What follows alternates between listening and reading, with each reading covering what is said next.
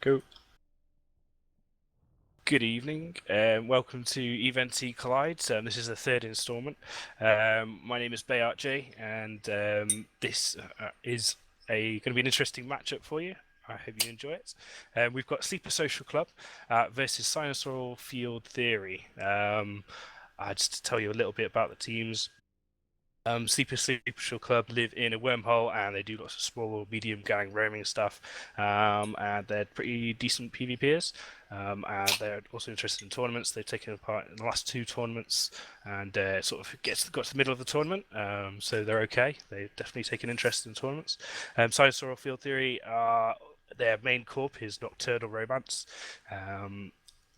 They've got a pretty big reputation in Eve of living in low sec and dropping capitals on things, but they also do other stuff as well. They took part in the last tournament. Unfortunately, didn't get very far, and they've taken part in a couple of Neos, I believe, and they're definitely keen on PvP. So I really hope they do well. If we're just going to start the local, we're going straight into the first match for you to get things going. So we are going to hand you over to Bob, who is going to just talk about the teams a little bit while we start the countdown in local. So countdown starting now, and Bob, over to you. Thanks a lot, Bay. So yeah, we've got our first exciting match here with Nocturnal Romance, also known as Cynosural Field 3, and we have Sleeper Social Club on the other side. Sleeper Social Club has brought a very interesting Slipnir, Sweeple, Harpy, Scimitar, kind of Mimitar Rush kind of setup. What do you think Nocturnal Romance's setup, Chester? As far as I'm looking at for Nocturnal Romance, I really think that the Double Typhoon is, kind of an interesting setup here, and at least against the Zwippels, Slipnir, and the Scimitar, I think it's going to be really interesting to me if these Typhoons are going to be able to do anything against those Zwippels. With a Scimitar to help the Zwippels, as long as they can separate or somehow dislodge the Typhoons from each other, I think it's going to be kind of an interesting counterplay to see if these smaller, faster ships can use their mobility to separate the two big ships that are here. I think that for the most part, the two Punishers aren't going to be really that huge of a deal, because if they come anywhere near the Zwippels, I think they're going to make short work of them. Oh, I totally agree there. I think in this match, those two Punishers need to get on top of that Scimitar and hard tackle it down, so those Typhoons can apply what I imagine are going to be rapid heavy missile launchers or cruise missiles to Typhoons, and the match is underway. So immediately we have drones out for the Typhoons. The Typhoons are shooting at Sweeples straight away, so they're more logistics going for the Sweeples. Yeah, definitely. One of the Typhoons, actually, the Typhoon of a Malar, he's actually burning in. The other Typhoon isn't moving at all. So the separation that we were talking about before the beginning of the match is already starting to occur here. And I think that's kind of a dangerous game to play here. I am really curious to see if the Zwippels coming out of the Sleeper Social Club are going to be able to get around and get behind and just take out that X-Core right away. And it looks like that may be what they were trying to do. Yeah, not a lot going on at the moment. The Sweeples are running away, no damage applied. It does look as if it's potentially rapid heavy missile launchers on those Typhoons. Time will tell with that. Itzagor and the Sweeple taking initial damage here. Looks like the Timmy's keeping them up though. Yeah, I think the Typhoons, even with their application bonus, they are rapid heavy, so they're going to actually just wave that. And they're going to have a really difficult time taking out Zwippels once they switch to defense mode and they get under Logi. We've seen it before with the Tuskers and Waffles, where these big battleships have a really difficult time breaking these T3Ds when the T3Ds still have their Logi up. And like I was alluding to earlier, Bob, I really think it's going to be difficult for the double Typhoon team with only two Punishers to really put any hard pressure on the Scimitar that is fielded currently by the Sleeper Social Club. Yeah, so there's a very interesting reversal there. One of the Punishers actually got a tackle on one of the Sweeples, and the Sweeple started taking a lot of damage because the hard tackle on the Sweeple allowed the missiles launchers for the Typhoons to apply a lot of damage to him. That Punisher is now counter tackled and taking a lot of damage. Executor is keeping him up a little bit, but he did dip in structure. We'll see how that goes though. Yeah, no, definitely. And this is what we were talking about earlier right here. These two Typhoons are completely unable to help the X-Squirrel, which is now trying to defend off a Zwippel and now a Slipnir closing on it as well. And I just see the X-Squirrel going down and then the two Typhoons dying a slow, painful death to the damage of the Slipnir and the Zwippels. I don't see them breaking either of those ships underneath dedicated Scimitar reps. And this is kind of the problem of bringing battleships to a fight that are, in fact, nowhere near or unable to screen these really, really fast and mobile ships that are shown here just to dive your backline. Yeah, these missiles from Typhoons are literally just disappearing. The Typhoons are currently trying to shoot the Scimitar, but as I said, the missiles just aren't reaching there.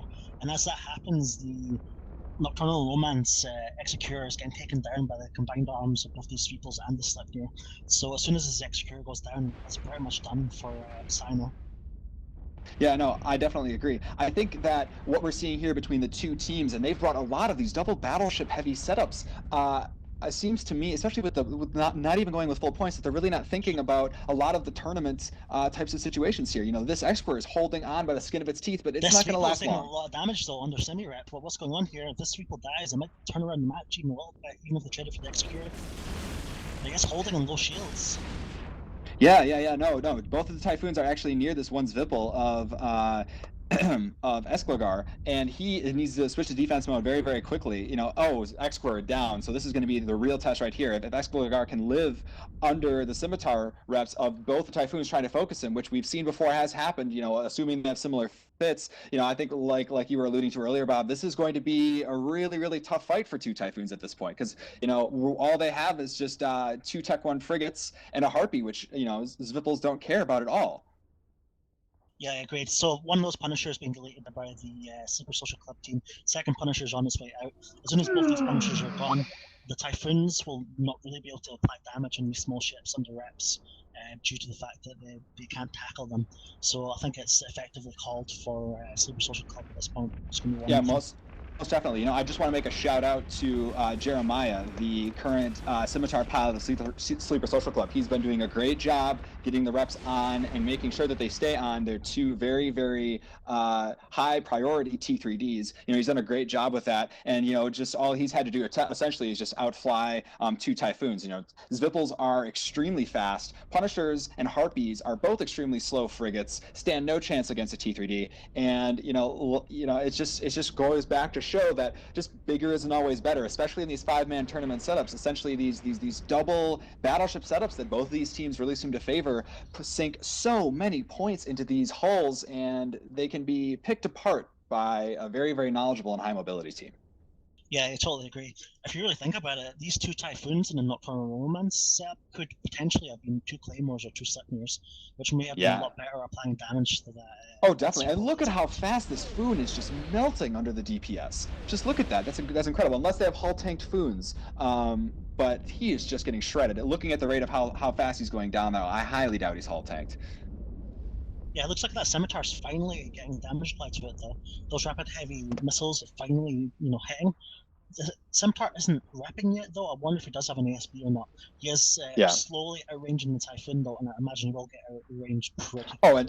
And once the first Typhoon goes down, it's definitely over. What Sleeper Social Club needed to do off the bat was have both Typhoons on that Scimitar at all times. Stress its tank, force it to use its cap, force it to burn away, and then get into a situation where maybe you can get a T3D caught down in between you. Oh, first Typhoon dawn. This is really going to be difficult now for Cyno to be able to do anything. One Typhoon left on the field. But like I was saying, stress that Scimitar's cap, make him pilot, make him make a mistake. Maybe the T3D gets out of the range of the reps and goes down. That's what needed to happen right away. I think it was an unwise decision to immediately try and kill a T3D, because we've shown in the past here on EventT Collides that it's really difficult for battleships to kill T3Ds. Yep, definitely confirm. What are your predictions for T3D use in coming Lions tournament, Jesse? You know what? In a 12-man setup, I think that T3Ds certainly have their place.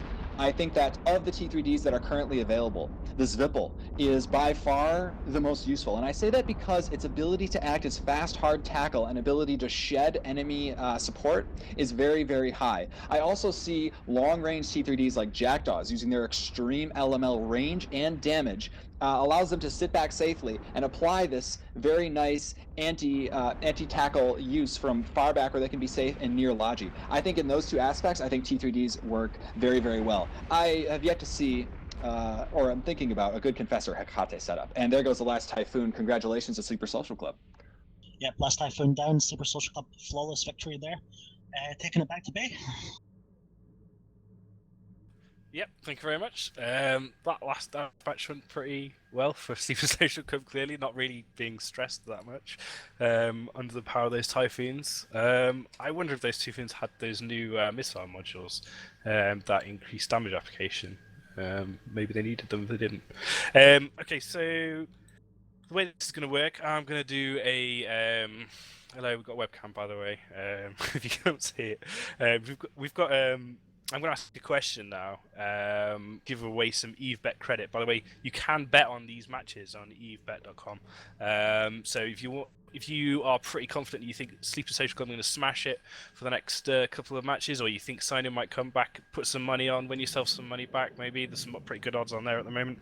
I'm going to ask a question. I'm going to give away 100 million-isk EveBet credit to the next 9 people that X up, basically, in the in-game channel, which is #Eve_NT collides. Okay, in-game channel. So if you want to win some ISK, I'll give you a few seconds to type that in. So what we're doing today, in the last 2 installments of UTC Collides, we had the Tuskers in the first one, won the match. They beat Test Alliance. They came back to defend their title, and they beat Waffles. Because it's so close to AT, Tuskers said they were a little bit busy, obviously, with practicing and theory crafting for that. So instead, I got together 2 teams who signed up for Alliance Tournament, didn't manage to get in through the draw, and also didn't manage to get in through the bidding process. So obviously they were very keen on taking part in Alliance Tournament, but couldn't make it. So I put the shout out, and Sleeper Social Club and Cyno were 2 of those teams. So they're obviously all very keen tournament teams. So I'm just going to ask the first question now, which is, what is Gorski Car's spirit animal? Is it A, a crab, B, a tiger, or C, a legion? I hope I've got the answer right. I didn't actually check with him. This is one of the other commentators. So see if you can guess which is Gorski Car's spirit animal. It's A, a crab, B, a tiger, or is it C, a legion? So the first 9 people to X up in the #Eve_NT Collides channel in-game on Tranquility will win themselves 100 million-isk EveBet credit. Okay, we're going to quickly go to a quick trailer now, and then when we come back, Bob Shaftos will lead a little bit of discussion on the teams and how that match went while the teams switch over.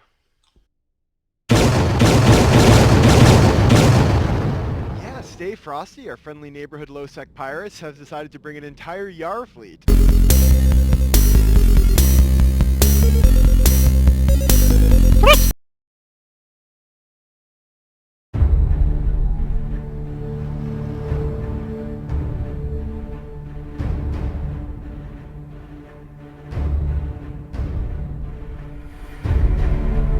What we're going to do, guys, is we're going to sit 10k off a target, we're going to blap it really quick, and then we're going to warp to the run spot. Does that make sense? Roger. Yep. Outstanding. Okay, stand by. So hey guys, here's the deal. They got their Prophecy fleet up, and then Razor also has an Oracle fleet. So we should have some interesting stuff about to happen. So it's going to be like this. We're going to portal through, and at the same time, the triage carriers are going to jump. Just the triage carriers are first. Everyone clear? Let me see. Oh crap. I think... Will we be able to take on Guardians? Yeah, they got 4 Guardians. I don't think we should do this. we can do this. Don't worry about that. Now we're going to fucking play some fun games. My heart's racing. And relax. All wings align. Primary is the Dominics in 5, 4, 3, 2... Decloak, decloak, decloak. Torpedoes on the Dominics. Dominics, Dominics. Orbit on me, micro warp drives on. We're moving. Secondaries, Vipers, and the Omen. He's in structure. Take him down. Newt, that revelation out now. All newts on the ramp. Turn out towards that jump now. All damps on the damnation, all damps on the damnation. Scepter, stay here and tackle prophecies. This is where we fight. Alright. So I'm carrying 100 times more than my ship is worth. There were some pirates chasing me. There's one guy chasing me through like 5 different systems. I need to get the fuck out of this system. This little rock right here is worth about 166 million ISK. For some people this might not be a big deal, but for me, it's huge. Seller 4.2, pretty nice. Gonna produce 4 of them, 2 days, 19 hours, 11 minutes, 44 seconds. We can expect to make 8 to 10 million around there. 51 out of 56 grid. Okay, good. And we've got 5 modules to fit in here. The ship's speed is actually pretty good. It can hit 4K a second. We're gonna hurt that now by adding on some armor buffer. Up, success. Yeah. Thanks, dudes. Yay, Salvage is so much fun. Oh yeah, such fun. It's almost done now. Like, less than a week. Oh look! Okay, got it. Oh, wow!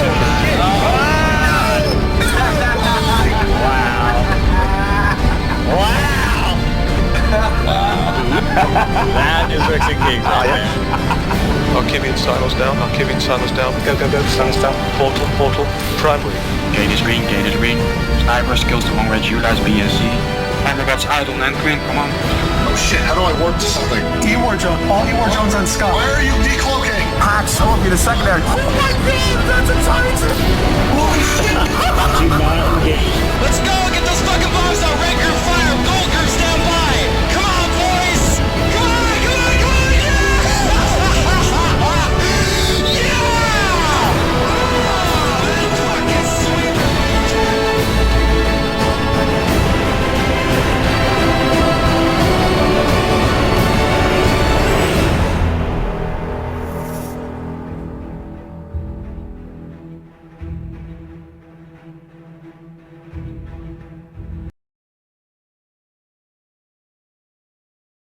Audio light.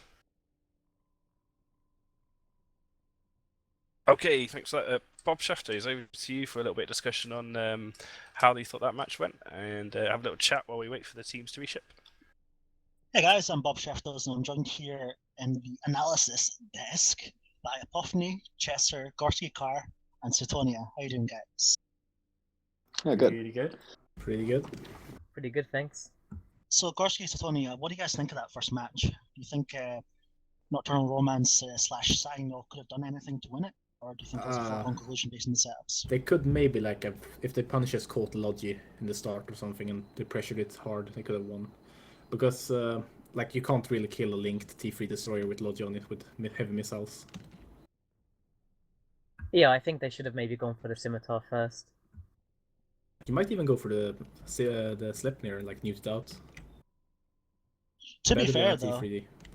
when that Punisher managed to tackle that sweeple, it did look as if he was, struggling to tank there. I think it was rapid heavy missile launchers. I think they may have had some of the new... He was not struggling. Like, the moment he started just going back up to full, you just watched him go into defense mode. He was just chillaxing, going, "Hi, you're getting into me, low shield. Defense mode, got you." It was like, not as long as you difficult at all. survive the first reload, you're, like, pretty much fine. Yeah, it's worth pointing out that Rapid Heavies did get buffed in the patch now, which I think is live on Sissy, which is what we're playing on, with the 5% heavy missile damage buff. It's live on TQ as well. Yeah, it was in the Aegis release, actually, just on Tuesday, I believe, with a shiny new Hecate. Unfortunately, I think the only team this collides that brought a Hecate actually got the setup banned, so I don't think we're going to see one. Is that correct? I believe it is. I do not see another Hecate, so I think sad day. Hecate. Yeah, I totally think they should have gone for the Simi and the Sleipnir first. Like, take out the Rets, take out a massive part of DPS. That's what the rapid heavy missiles are really, really good at doing. Like, Yeah, trying to just in snipe, I agree. testing, you should test whether or not 2 rapid heavy missile Foons can kill a Simi with links in 1 cycle. If it can, great. Do that every single time. If it can't, then you know. But this is something you need to know. You need to test. You need to find out these basic things. Well, Chesser, Sorry, go Chesser, ahead. if you were a if you were a Cynosural field theory, what would you do? Which setup would you choose to bring next if you wanted to claw it back?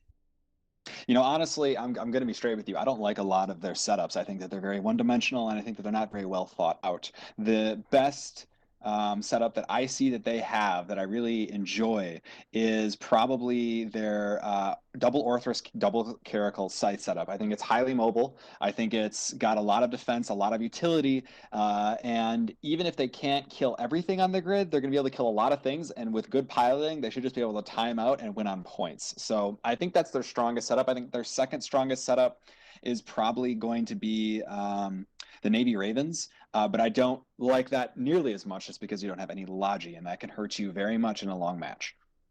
No love for Mechanials, Chesser? You know, I love Macarials. They're great kiting battleships, but in this type of situation, with the fact that they only have 2 Tristans and a Tall War as their anti-support, I'm not too keen on it. What do you guys think, Gorski and Satonia, they need to bring to win the next match? Nocturnal Romance, like they seem to hate links, and yeah, this banned some strange sub as well, so I'm not like sure they know what they're doing. I think, right? yeah, but I think like the Orpheus sub is definitely the strongest one they have left. And then Navy Ravens could be nice with the new missile mods. You never know if they're good or not. Yeah, the new missile mods, I think in general, I'm not sure if we have time to talk about it, but I would like to just like kind of toss that out onto the table and just get, if we have time, Bob, to chat about go ahead, that. Chester. It's definitely on the agenda. I'll be very interested to see, for example, how those modules affect the Alliance tournament, and also just general TQ roaming, and maybe we could possibly see a missile renaissance in Eve. I really want that because I love my missiles. But you know, like this first match is a perfect example. You know, Typhoon's going with RLML, and I hope the Raven Navies don't go RLML. They throw away that wonderful application bonus on cruise missiles, and the Navy Ravens, especially when you're not trying to build them in a kiting setup and you're in this arena mode, really can dedicate a lot of slots to application. Throw on the innate application bonus with precision cruise missiles, and it could be a deadly ship. That being said, though, and I just want someone else to chime in too, I'm struggling to find a great use for these new missile guidance computers and guidance enhancers, just because the ships that need them don't have a lot of slots to give up, and since they were initially pre-nerfed before release, at least in the in application and in projection, I'm just struggling. I just almost am finding it not worth it. I wish that they would revert the application at least to the original numbers proposed. What are your thoughts, guys? Typhoon fleet issues. Yes, all of my yes. The original numbers were completely broken. The Typhoon fleet issues get a ridiculous bonus to damage, 7.5% per level. Like that's a huge damage bonus. They got a bunch of launchers. Chuck on 2 application computers in the mids. Have like a cruise TFI comp, and you are just gonna alpha nerds for days. Yeah, but the cruise TFIs totally give up that wonderful application bonus that the regular Typhoon has. Are you so willing to throw that away? Yeah, because you get it from the mids. The regular Typhoon loses out on the tank, it loses out on the DPS, it loses out on the fitting. Like, you can just, because it's the Navy ship, you can do so much more with the TFI, and it's that raw damage that you need from the bonus, much less than the application when you suddenly have these great mid-slot mods and the TFI is a ship with those utility mids. Yeah, the regular Typhoon just feels like a big combat battlecruiser in my opinion, especially if you try to kite with it. The Typhoon fleet issue is much more resilient, and it's just much better able to take damage overall than the regular Typhoon. To kind of chime in here, I think the missile ships that benefit from missile guidance enhancers are missile ships that are going to fit an armor tank, like the Barghest and the Typhoon fleet issue as mentioned. Yeah, we've been running them with Barghest and Rapid Heavies, and they're pretty insane. Replaced our Macarials. So do you guys think the offer setup for Cyno, think they'll have any tracking computers or missile mods at all? Oh, one more thing before we go off the topic. I've got a fit that lets you do 95-kilometer light missile crows with actually good alpha. Like, it's insane. That sounds like what is it? The wind setup, the Artie Claws? Well, I forgot Wind what Runners. They're called. The Wind Runners. It's Thank like you. Artie Claws, only you're 95k from the bad guys. Dear God. Sounds anyway, kind of the Orthrus, I think RLML fit, which they should be, does not need any application bonuses. I've been trying to run a ham Orthrus, and it can get like 1k DPS. You know, it's disgusting, but I think you give up so much in the tank department just because RLML fitting is just a joke that it's just not worth it. Setting aside rapid light missile launchers for a while, heavy missiles recently got a 5% buff in the latest patch. How do you guys feel about heavy missiles now? I think it helped Rapid Heavies more than heavy missiles, actually. I agree with that sentiment from Gorski. You're not going to use HMLs now. I think bad position at the moment, mostly because of rapid light missiles do like almost the same DPS. In fact, against like a Vexor at base speed that's just unwebbed, and that's the largest cruiser. Rapid lights with reloads factored on actually do more damage to it than heavy missiles.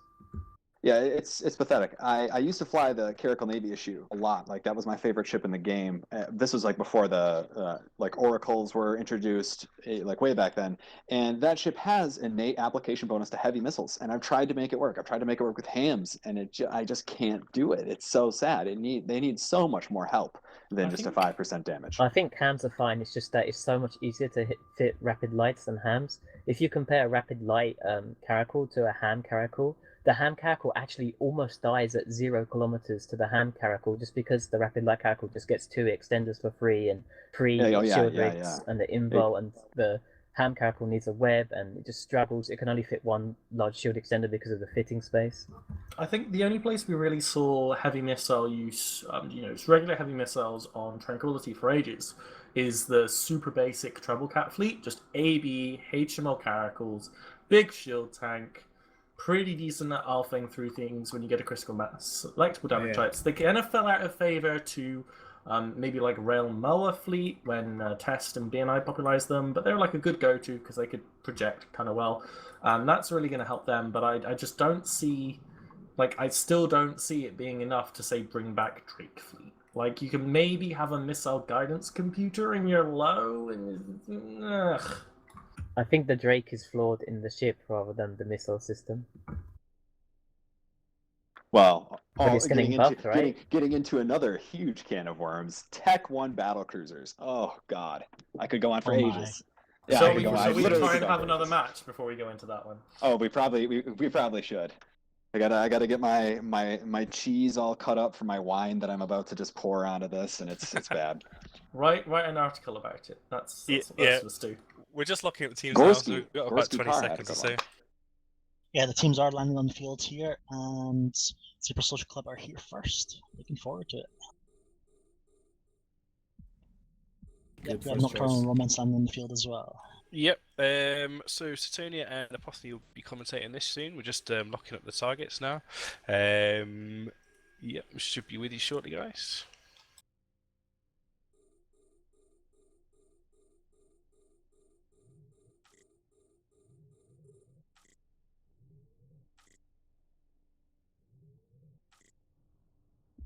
So just to talk about the 2 setups that are on the field here, we have Cynosural Fury built the 2 Raven Navy issues, 2 Heretics and the Cormorant, and I think that was what we thought was their second strongest fit.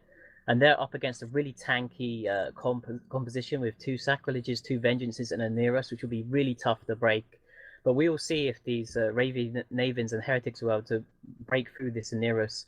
One thing is that I think if the Raven Navy's issues get caught by the Vengeances, they might be in a lot of trouble, because this is like a pretty good battleship busting setup.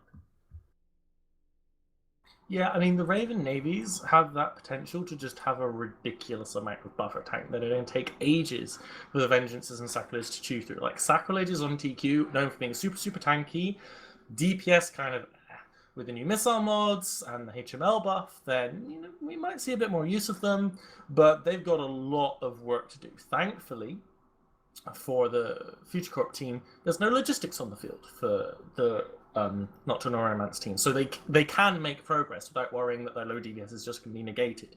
But it's going to be quite difficult. I mean, look at those Heretics. Those Heretics versus those Vengeances, that's going to be an interesting fight. But they do have an Ares keeping them up, but the moment a Vengeance gets out of threat range, those light missiles from the Heretic are going to blap them. Okay, we're just going to start the countdown now for the next match. Yep, Apostle, continue, take it away. Yeah, it's actually, they have heavy assault missile launchers on the Sacrileges, so they will be close-range brawling Sacrileges. Well, that's interesting. So they're going to be throwing in. I'm really interested to see whether they try and just get the Raven Navies down as quickly as possible, or if they go after the support. I mean, Sacrileges I don't think they can catch the Heretics. They might be able to catch them. It's whether the Vengeances can maybe hold them down. We'll have to see. The countdown is going soon, I hope. But I'm really interested to see how these kind of Amar-centric teams, in terms of having the Heretics on the Nocturnal Romance team, do against each other. I forget, is the Raven Navy issue kinetic locked, or is it not? I can't remember. It has universal bonus. It has 8 launches. It doesn't actually have a damage bonus, but it has 8 launches, so it basically has 33% rate of fire bonus. Oh, sorry, the 33% DPS bonus from the Raven built into the hull. Yeah. I actually want to check the fit on this corpsman. Obviously, I'm not going to say it on the stream because that might have bad things happening, but I'm really interested to see what they do with it. It doesn't have that many mids, but it has the potential for a good amount of long-range DPS, the old sniper corpsman fit. But I'm really interested to see why they chose the corpsman over something else.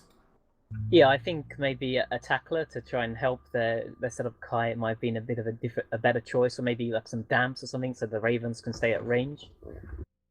Yeah, because damps really work well with heretics with their light missiles and Raven Navy issues with their long-range missiles. I mean, how do you think the reps are going to hold for the Aneros? Do you think that it's going to be super easy, given that the Sacrileges and Vengeances have innate resist bonuses, or do you think that the Raven Navies are just going to chew through the Aneros and then chew through everything else, or just be able to chew through, say, the Sacrileges straight off? I'm not sure. It'd be interesting to see. The Raven Navy issues, they have cruise missiles, so it'd be interesting to see how well they will apply.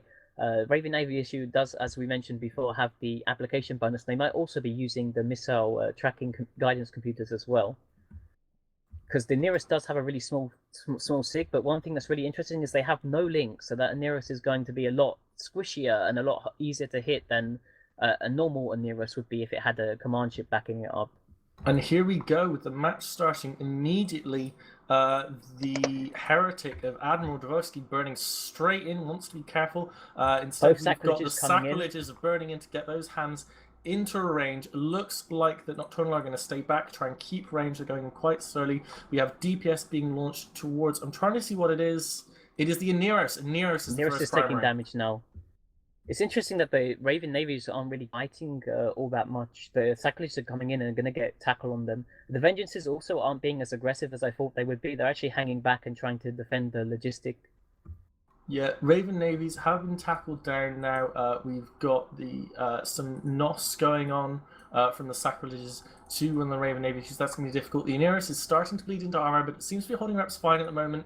Looks like the Raven Navy is also active tanked yet, as you say. The Cormi now taking damage. That's a pretty easy pick-up kill. It gets Future Corp for the win. Nice pick-off, gets them on points. It means that the onus is on Nocturnal to make something happen. Down goes the Cormi, and the Aneros seems to be holding fine. How many charges does he have left, though? Because he's used 6 or 7 so far, so he might not be holding on for too long. Vengeance starting to take damage now, so they're splitting fire a bit. One of the Heretics is also taking damage. It looks like he has been caught by something. Yeah, it looks like the Heretic has been caught above the Aneros. He's getting brought down by one of the Vengeances, just keeping away from the Aneros, making sure the Aneros is not tackled. Really good screening job done by the Vengeances to make sure that the Aneros can keep up speed to mitigate as much damage possible from the Raven Navies. We have Captain Torek and the Heretic about to go down as well. That's going to be 2 kills versus none for Nocturnal. Looks like Future Corp want to get this match over quickly. Yeah, and those Heretics actually rocket Heretics as well, so they're actually brawling down, and they had to go into range of those Vengeances to do damage. We have a flight of jamming drones following their Heretic of Admiral round, not being much use yet. Now they're being reappropriated to something a bit more useful. We've got the Raven Navy of Uophis now taking damage, slowly burning through, but the Aneros of Jeremiah is already in a 3rd armor. He may not be long for this world. He needs to get that XLASB reloaded. He needs some more ability to rep himself. Okay, it looks like his XLASB is just reloaded. He has 8 charges left, 7 charges now. It looks like he does have like a 1600 plate. Maybe it's like a transformer fit where you keep the plate offline, then you re-online it and offline some of your you offline your remote repairers, and you online the 1600 plate if you're taking damage. Yeah, difficult to do. That's a big chunk of the cap. You've got to lose the Aneros. Oh, starting to go into structure, getting very low, taking a lot of damage. Left. He is actually going quite slowly. I think he must have been tackled by something, or he just doesn't have the cap to move. I don't see a ship near him at the moment, so he must just have run out of cap for his prop mod. Aneros is going to be going down soon. Oh, and he's into structure, bleeding the structure, but at the same time, the Raven Navy issue of Aneros is going down as well. So we have 2 Raven Navy issues and the Rocket Heretic from Admiral Dvorsky left up against 2 Sacrileges and 2 Vengeances, and this game might actually go to the clock. Yeah, we've got a lot of drones surrounding the office. Looks like they're infiltrator ones. At this point, their ECM drones may be really useful because 15 seconds of a Raven Navy issue not firing is actually really useful for you at this point. You're just fighting buffer versus buffer. We've got Tycho Lore in the Sacrilege. Looks like he's got an AAR. Makes sense. Both probably AAR fit. It's going to survive as long as possible. But the Raven Navy seem to be holding okay with their tanks. Yeah, the the battleships, Sacrilege is they've got dropping down big now. capacitor reservoirs. Even if they're ancillary fit, they can, for a little bit of time, just pulse it without the cap charges. It's inefficient, but it does keep them up for a little bit longer. And Raven Navy issue, even though it isn't an armor tank ship, it does, because it is a faction battleship, it does get quite a lot of hit points, raw hit points that they would have to chew through. Even if it isn't armor and structure, a damage control would easily give a Raven. Oh, Tycho losing the last of his structure. Looks like he's just barely holding on by the skin of his teeth, whilst Eophis is losing the last of his shield tank. I mean, Nocturnal are really fighting to bring it back here. Much better than we possibly assumed they could. Yet down. It looks like the Nocturnal have evened this up. It's 3-3, 2 faction battleships and a heretic versus a hack and 2 assault frigs. Raven Navy issue is going to have a lot easier time tanking, but that's a shield ram with the active tank that it's got going. It's dipping into armor, it's going down quickly, but Alistair Druid in the Sacrilege already taking a lot of damage from the sheer firepower of the Raven Navy issues. Yeah, and Euphis is boosting now, so I don't know if he reloaded his, managed to reload his auxiliary booster, because if he did, then he's going to be able to tank a lot longer here. Also, what's really interesting is the second heretic is light missile fit, but the other heretic was rocket fit, which is kind of strange. I'm not sure what's really going on there. That does seem odd. I guess they're keeping their options open, like not going to one, keep it together. They can clear off incoming tackle as well as screen it and take it down with the other heretic. I guess we'd have to ask them to get the full story. Looks like we've got the Vengeance of Islagor taking a lot of damage. He's still my corp. I do remember Islagor. He's taking damage because they've got that split fire. You know, they really need to focus on that sacrilege, finish it going down. You can see it repping back up to full armor, having a lot easier time tanking when it's not full DPS the enemy team. They do need every ounce of DPS Nocturnal in order to break the local tank of these sacrileges, of this sacrilege rather, with its great resist bonus, native T2 resist. But there it goes, getting down to the bottom of the armor. Looks like the AR might be done. Oh, one more charge. Yeah, one thing that's interesting as well is using active tank sacrileges with Namira, so I would have thought they would have preferred to use a 1600 plate or a buffer fit or something. But it does look like Euphis in his Raven Navy issue now is starting to take damage again, but he has stabilized at around 1/3 shields, and they still do need to get through that faction battleship armor and structure. So Alistair is going down now though, so I think it's actually they've actually managed to pull it back. Yeah, I mean, Chester gave a lot of hate to the battleship teams, but if you've just got a really strong battleship with a good amount of cap, with, you know, a decent local tank, if ships are trading, then just the act of having to churn through a battleship worth of EHP and a faction battleship worth of EHP at that, with whatever active tanking mods they can throw on with all the spare slots, it does make sense at some points of the game when, you know, you've been trading ships, as has gone on here. Yeah, and we saw that the Raven Navy issue didn't try to kite at the start of the game. I thought they would try and kite and pull range away, and the Vengeances and Sacrileges would have to chase for them, but they stayed still, and I guess that's because they just have like a very big active tank in the mid slots. Yeah, final ship of Future Corp now, Nocturnal, bringing it back 1-1. They are still in the match. With that, we hand it back to the studio. Yeah, thanks very much. That was a quite exciting match. I thought it was going to go one way, then it switched to the other way, so that was pretty cool to see. I am told that I can discuss these fittings now because they can't bring that setup again since they've won with it. Apparently the Raven issues were XL ASB and just not a regular shield booster and an XL ASB. So they had 2 shield boosters on them and a heavy cap booster driven as well. So they had a ton of tank on them, which seemed to, I guess because they probably had rapid heavy, so that gave them more power grid to do that. So that's quite interesting setup that Cyno just brought. Okay, so before we go to a quick video and then back to Bob in the studio, we're going to just give you a shout out one more question. So to win 100 million ISK Eve credit, you need to be on Tranquility, the in-game channel, #Eve_NT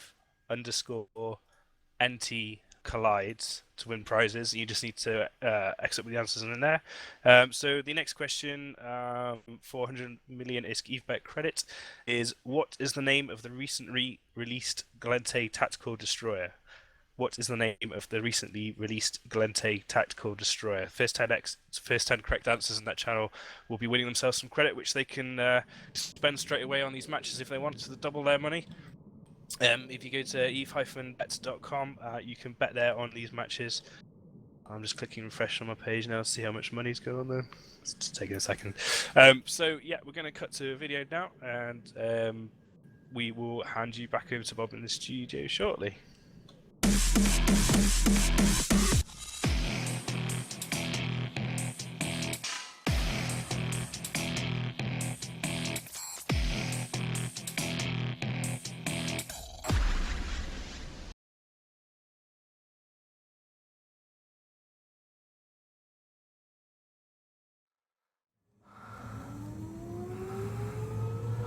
Welcome, pilot. Begin systems check. Navigation systems online. Rockets online. Engines online. Magnetic catapult initialized.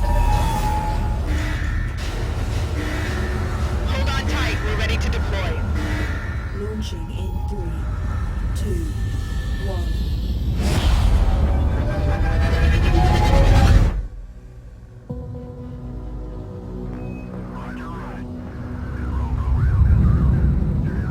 Listen up. This is Lieutenant Kavik. Escort missions are pretty routine, so let's use the time wisely and brush up on your flight skills. Activate boosters and group at the waypoint. Esme 3 Tower, this is Convoy Hawk 6 Heavy. Do you copy? Esme 3 Tower, this is Convoy Hawk 6 Heavy. Do you read?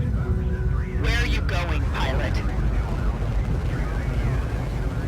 No response from Esme 3 Tower. Hold bearing and continue approach pattern. I don't like this. Something's up. Stay close.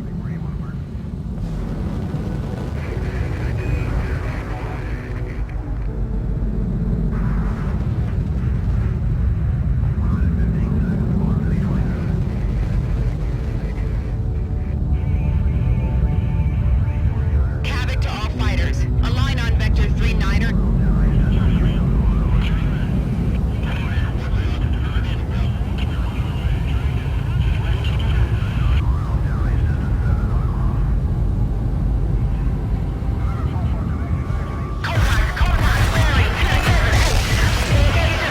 You've got multiple hostiles inbound. Run up on me and prepare to defend the carriers. If we lose them, we're stuck out here. Check your six.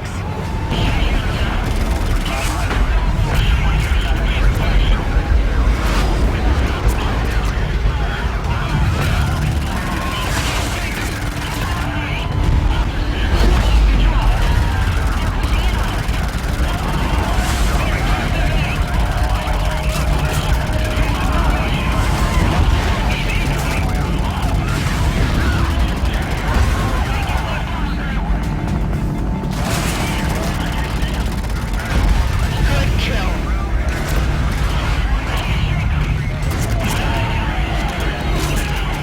We're taking heavy losses here.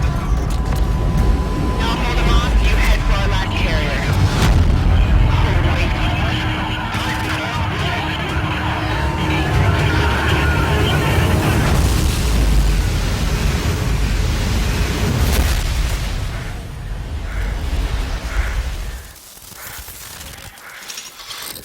See you in the next life.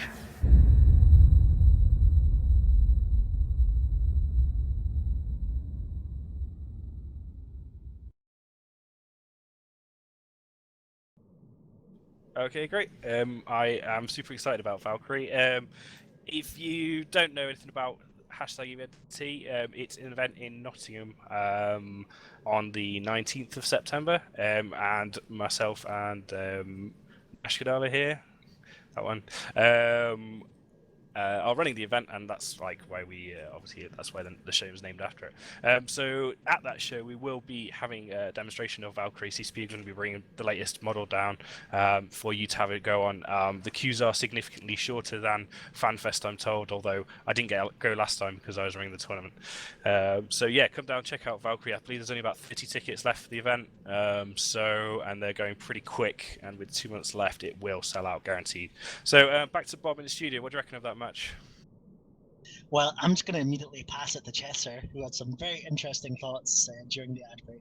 He has opinions and feelings. I have a lot of strong opinions and feelings, damn it. To start with, the Ravens off of Nocturnal Romance. I enjoyed the use of cruise missiles, finally, thank God, I love my cruise. The thing that I find very strange is they opted for full tank fit with no application mids or lows, which, is an interesting idea. Obviously, it worked out for them in the end, but my real acid, my real hydrochloric salt level is directed towards Sleeper Social Club, because your sacrilege fits, good sirs, I have lots of questions on. You have a ship, a hack that can damage mitigate like no other, and has an amazing cap, a wonderful local tank, and you have 2 Vengeances which can pack scrams and webs to initially get initial tackle. Why, oh why, do you forego an AB and fit them and lock them into MWD scram web? When you can fit that cap booster on there, give them double reps, and they can literally tank for ages, especially with the mitigation, with their ability to mitigate damage with a 10-man AB, that would be just absolutely great. You would have easily walked all over these Ravens that had limited ability to apply their damage. Those fits I'm sorry. I just cannot get behind that. And sorry, go ahead. Go ahead, Chester. And then the last thing is, we have a pair of heretics. This is switching back to Nocturnal. One was light missile fit, and one was rocket fit. I can't understand why someone would make that choice, because rockets on a heretic are basically in every way worse than light missiles, especially in a tournament setup where heretics are pretty easy ships to kill. You want them to use their range to abuse their ability to just basically stay at range and launch LMLs and blow up support. I find that very interesting. As you can see, the heretic that went in to try and attack the Oneros got insta-blown up by some Vengeances, and it's unfortunate. So I think Chester may have a lot of his rant out now. Let's switch talking about the Ravens themselves. Those Ravens tanked a hell of a lot. What do you think about that, Gorski, Sonia? Well, like Chester, I want to see some application mods, and I'm not sure they needed the micro warp drives on those, because they got scrammed instantly as sat there, so they didn't really need the prop mod. And especially with cruise, when you can shoot over the entire arena anyway, so what's the point of being mobile if you're just gonna sit there and tank anything?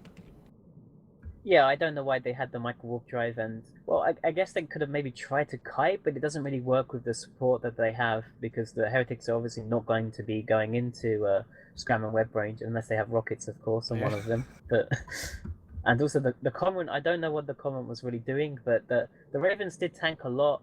And again, I thought that setup would have been a lot stronger if they had maybe just a guidance computer instead of the micro warp drive, or even replace Cormorant for a Vigil. Cormorant for a Vigil. I mean, something like that. Yeah, that would have been really cool. Oh, and with Oneros as well, I'm not sure it was a real rep fit. It had a 1600 plate and a shield booster and medium reps on it, so it's not gonna rep. I'm not sure if you could keep a sacrilege up with that, especially one without buffer. They have no buffer on the sacrileges. Yeah, exactly. The sacrilege fit in general is just strange to me. The sac being in a Mars ship with capless guns, the cap power on that thing is tremendous, especially you throw in a medium cap booster on there, maybe even an OS, and it's perfectly happy to run dual reps for some time, and it can fit a massive tank, which of course, if you had ABs, if it's damage mitigation, is very powerful. Epiphany, if you were a tournament theory crafter, how would you fix the sacrilege setup from Sleeper Social Club to not incur Chester's wrath? So, firstly, do things Chester says would not be a bad idea. I mean, it really was a fittings issue, and it was they kind of had this idea where, okay, so we've got hands, so okay, we need to tackle to get in close range, so we've got some scram wedge, okay, that makes sense. You can almost see the logic in their fitting. They're so close to having it right. But and like, yeah, they're really, really close to having really cool sacrilege bits. All the correct elements are there. Just some of them need to be crossed to different ships. Some of them need to, like, you just need to really refine and iterate and test. And as we said, these two teams aren't in the Alliance tournament, so they're having less testing, and that's fair enough. But I mean, even though it's a different tournament setup for the Alliance tournament, you really can look at key Alliance tournament archetypes, things that we've seen for years and years. You can look at Mimitar Rush setups. You can look at Assault Frigate Battleship setups. Look at what you're trying to build and see what kind of archetype it is, because there aren't a huge amount of archetypes in the Alliance tournament or tournament setting, just the same couple ones done quite differently, but still with the same core ideas. Look where the tackle is. Look where the damage application is. Look where the points go, what teams are emphasizing, what are the key parts of what you're trying to do and where they need to go. And from that is when you go to EFT, and that's when you start going, okay, we need to have the tackle here, we need to have the tank here, this is how we need our logi fit, this is what we need the sacrileges to be able to do themselves, and this is what they need to rely on other ships for. Oh, not confirmed, by the way. There were 2 light missile fit heretics. One of them just like decided to commit Sudoku. Oh, okay. So Oh, yeah, one I of thought them that was was right. not confirmed. Okay. Then I take at least that back and switch instead to say piloting. But that's okay. Because medium reps, I mean, the heretics should have been able to keep out the vengeances. Going back to what Sleeper Social Club had there, they had all the right elements. They were just a little bit too ambiguous. Using the vengeances for initial hard tackle would mean that the sacrileges can open up a mid slot. They don't need a scram. Maybe just have a web there. They can put in that medium cap booster and then either make them a dedicated double rep ship, have the Oneros there, because there isn't really a situation where you're going to be alphing through a sacrilege with an AB on. It's going to be mitigating a ton of damage, and then do it that way. And they were close. It was really, really close. And I think if I were to run, I don't like sacrileges very much as a ship type, but if I was going to run sacrileges, I think that's what I would try and do. So both teams now have 1 match apiece, guys. The Sleeper Social Club are now without their Slipnir Sweeple setup, and Nocturnal Romance / Cyno are now without their Navy Ravens. If you were both teams, what would you bring next? Sorry, Cynosural field for it, I'd want to bring the Orpheus boys because I think that's the strongest setup. So Orpheus boys for Cyno. What should Sleeper Social Club bring? I think they should bring the Rattlesnake Yakto setup.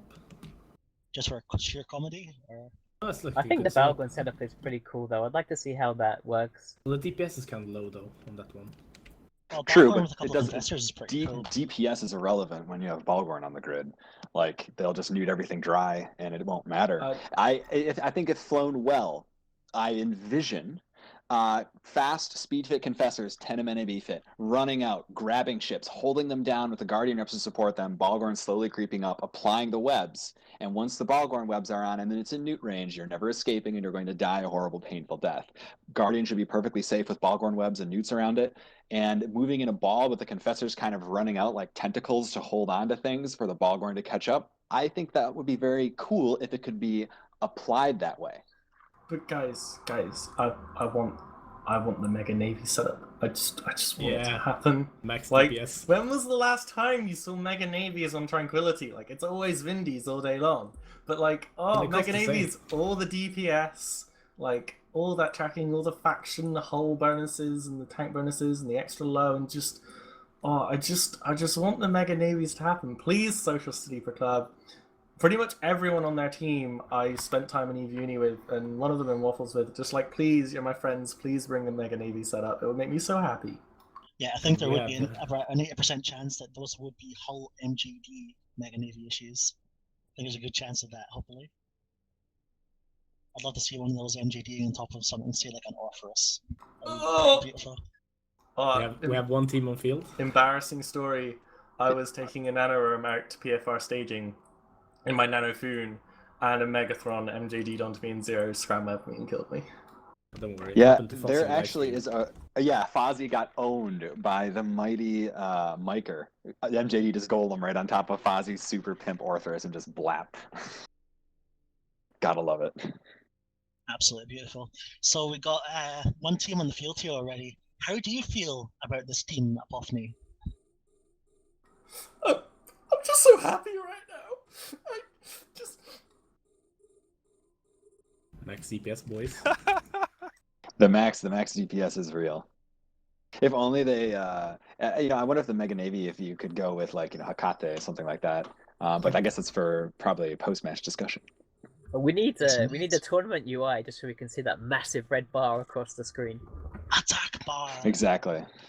The attack bar, best bar. Dude, that's the best part of the Alliance tournament. Just when somebody brings a team with like a ridiculous amount of control or a ridiculous amount of attack, and it's just like, oh look, if they broke the charts, it's literally off the charts, guys.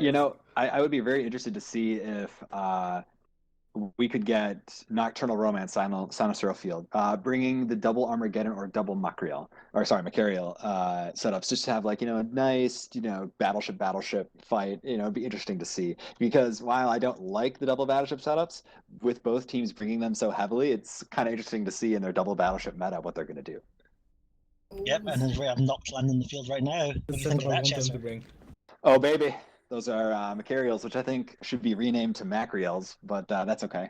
It's going to be fun. It's going to be a lot of fun. The question to me is, are those Mega Navies, which are currently on 0 on the beacon, less than 1 kilometer away from me, going to be able to get on top of those Macs? Because if they can't, it's going to be brutal.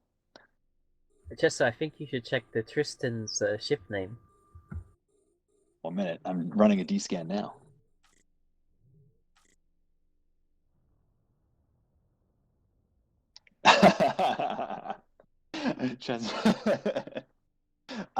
I must say, Admiral Davolsky is right now my favorite pilot, and I'm going to watch you like a hawk for this match, because if you make a mistake, I'm going to call it out and shame you.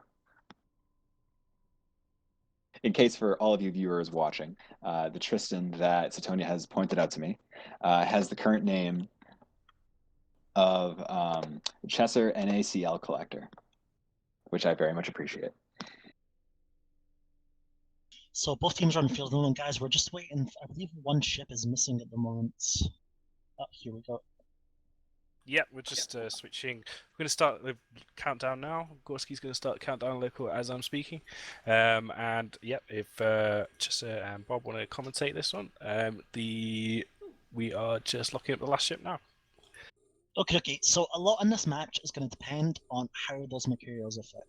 If those Macariels are like armor brawling, I think they'll probably lose. But if those Macariels are shield kiting and manage to take out those Enios and that Tyrannus, I reckon they've got a good chance of kiting out these Mega Navy issues and taking the match. Otherwise, if both teams go in, I think I would take the Mega Navy issues in a straight brawl. What do you think, Chester? I definitely agree. Mega Navy issues in a straight brawl should crush Macariels.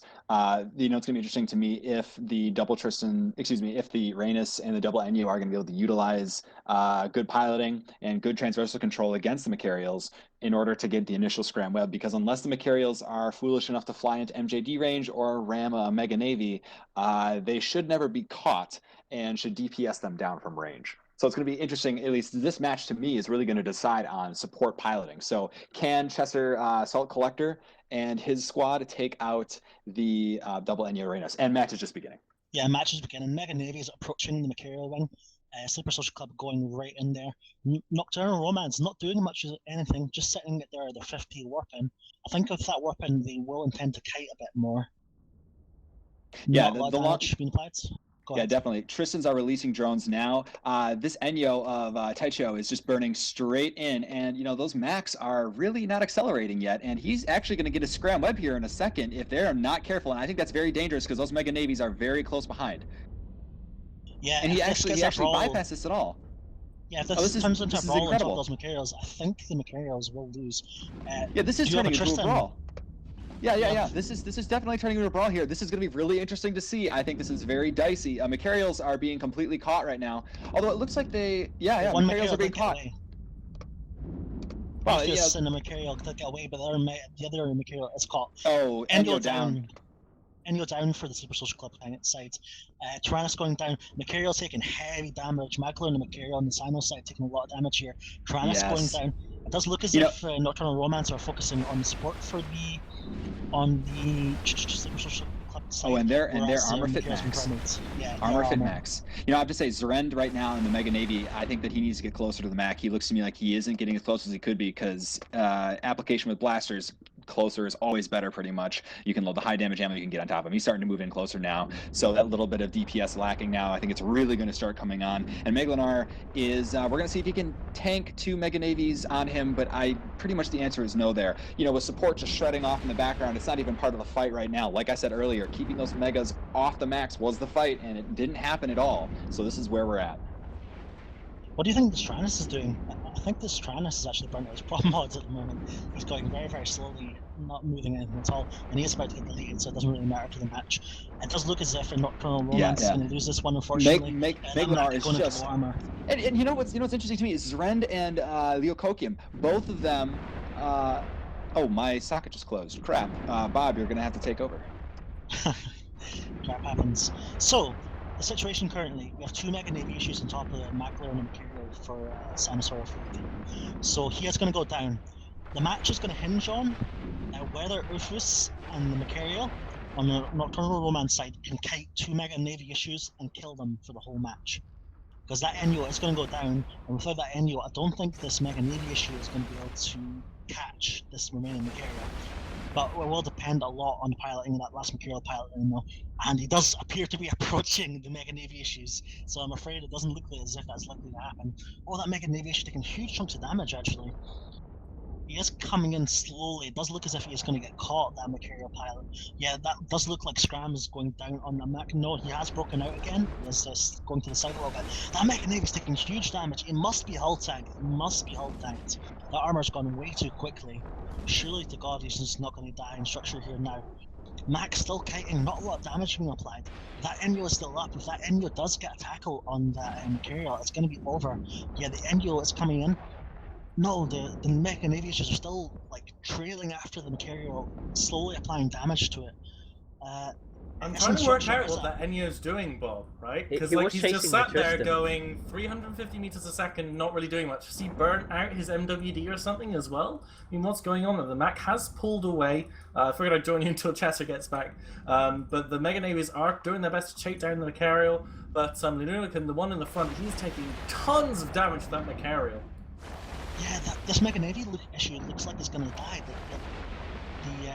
They just cannot catch the Macarial at the moment. And this NU is still not doing much. He is slowly ambling towards roughly where the Macarials, but no, he is speeding up now. What was he doing? Did he maybe DC during the match or something? Oh, he was just at speed then. It looks like he might be an afterburner fit, which is a bit strange. Or he's definitely moving faster. Why would you afterburner fit when you need that tackle? I mean, so Mega Navy issue approaching half structure now. It's taken a while to die. The Tristan is just flying around, basically. Oh, the Macarial is taking a lot of damage now. NU is Mega Navy now. I am back. So it looks like the NU is actually moving now, so he's not Nightmare X anymore. It does look as if they're having issues with disconnects, maybe. I don't know if commentators. Yeah, he may have disconnected. Yeah, okay, it could be disconnecting. I hope that's it, because the piloting in the beginning of this match was extremely questionable of what the Macarials were deciding to do there. I mean, armor fit Macarials I'm never a fan of, and I think that it's a poor choice. You know, if you're going to want to go with brawling battleships, there are much better choices. The NU's making a questionable decision here. He's actually going for the Tristan of Admiral Davolsky instead of trying to get Scram on that Macarial. Macarial is actually Scram now. The Megas the are Macarial just turned into the 2 Mega Navy issues. Well, he got towards the end of the arena, I think, because, well, not quite. He was 70, 80k away. There should be plenty of room there. He had 40k room to work with. Yeah, he had plenty of room there. He just went back into both those Mega Navy issues and basically sealed his fate. You may take one of them with him, though. In which case, I might give him a small chance against the remaining Mega Navy issue, but I severely doubt they're going to come away with this. Looks like Admiral Davolsky is surviving, though. He has managed to get away from the NU, and but whether or not, I don't think he'll be able to carry the whole team when the Macarial goes down. You know, I have to say, the Mega Navy having that extreme amount of structure with the DCU just saving its skin right now. Look at that thing just holding, and this mech is just getting crushed. Yeah, that 15% of structure or so basically outlived like the Material's whole like half armor basically. So it looks like the Mac will go down without this Mega Navy issue dying, unless the hero Tristan can possibly finish off with his drones. Mac down, Tristan gone. Basically that's it for Nocturnal Romance. Super Social Club is going to go 2-1 here. And just an absolutely just thumping of a Nocturnal Romance. Just absolutely. I have no idea if there were DCs going on, so I'm going to assume that there wasn't. Please correct me, team captains, or if anyone of you can let me know, but the piloting from Nocturnal was abysmal. You had a Mac basically not moving at all. Your support wasn't on top and getting... I mean, the support didn't even catch the Macarials. Literally, they were rammed by Mega Navies. And the second chance where a Mac had a possibility to start kiting out, he turned back and just rammed. So many piloting errors here that really spelled doom for the Macarials. Yeah, last Tristan gone. Mega Navy issue lives in low structure. The last Macarial apparently burned out his guns, so that's why suicided into the Mega Navy issues. So bad piloting all around, I'm afraid. You could have taken it if he'd maybe not burned out his guns, but that's the way life is in tournament matches, I'm afraid. Like one small mistake like that could cost you the whole match. So with that match being done, we'll just hand it back to Bay. Well, I'm not really sure what happened in that match. It was quite a hectic, crazy kind of match. There was a lot of things I didn't expect to happen. For one, Armor Macarials. I guess they are cool, but I didn't expect them, so that's cool. And the whole buffered Mega Navies with an Armor Rapper. That was strange things. So I'm going to give a shout out. I'm going to give the next question out. To win EveBet credit, you need to be in the Tranquility... on Tranquility server, you need to be on the in-game channel, which is #Eve_NT_collides if you want to win. And the next question, I'm going to try and keep a straight face while asking this question, but it might devolve into fits and giggles. So the next question to win some EveBet credit is, which members of our panel here this evening, our commentators and analysts, which members of the group are Alliance have been picked to commentate for Alliance Tournament 13? Is it A, Apothony and Chasseur, or is it B, Lord Servant and Zanuria? So it's a pretty straightforward question, that. So the first 10 people to accept win some credit, and they can go on to eve-bet.com to win. I see there's pretty much, isn't it near a bill now on the matches on EveBet now. It looks like the odds are in favour of Cynosural Social Club. The last match with the Raven Navies makes me think this could go either way, so you could win some money by putting some money on Cyno, who knows. So we're going to play another video for you now, and I'm going to hand it back to Bob in the studio to try and break down that match and understand what was happening.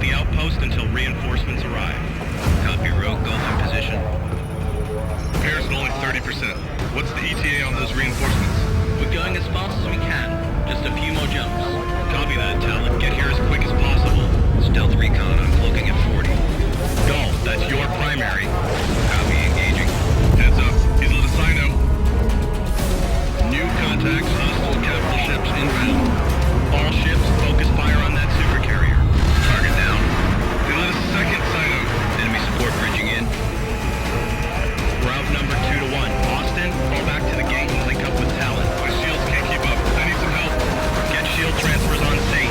Don't primary those Dictors.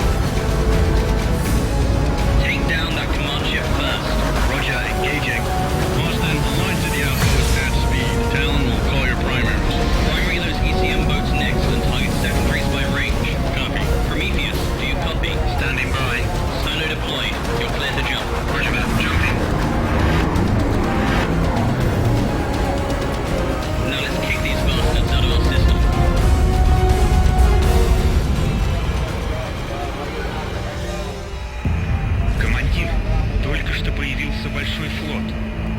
Вас заметили? Нет. Хорошо. Флот Дракон, можете заходить. Прыгаем. Есть главная цель? Ждите всех. Теперь эта система наша. Да, командир.